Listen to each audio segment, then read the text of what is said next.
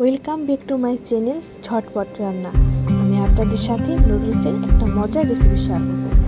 প্রথমে নুডলসটা এভাবে ভেঙে নিয়েছি, তারপর কড়াই পানি দিয়ে যখন পানিটা হয়ে আসবে ফুটন্ত পানিতে নুডলস দিয়ে নিয়েছি। তারপর এই তো হয়ে গিয়েছে আমার নুডলস সিদ্ধ। তারপর চালের গুঁড়া নিয়ে নিয়েছি, স্বাদ মতো হলুদের গুঁড়া, স্বাদ মতো মরিচের গুঁড়া, স্বাদ মতো ধনিয়ার গুঁড়া, স্বাদ মতো জিরার গুঁড়া, স্বাদ মতো লবণ, সাথে অ্যাড করেছি পেঁয়াজ কুচি ও মরিচ। তারপর পানি অ্যাড করে মাখিয়ে নিয়েছি।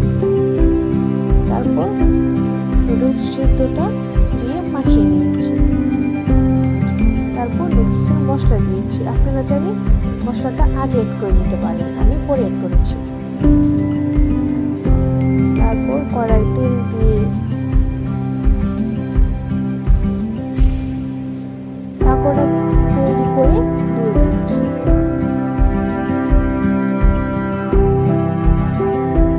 এই তো আমার পাকোড়া।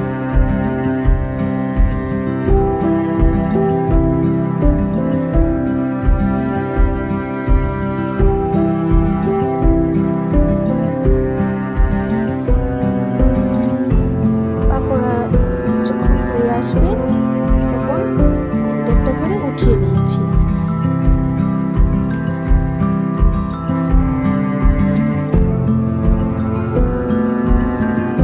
এই তো হয়ে গিয়েছে আমার নুডলসের পাকোড়া, আমার ঝটপট রান্নার ঝটপট রেসিপি। আপনারা বাসায় অবশ্যই ট্রাই করবেন, খেতে খুব মজা।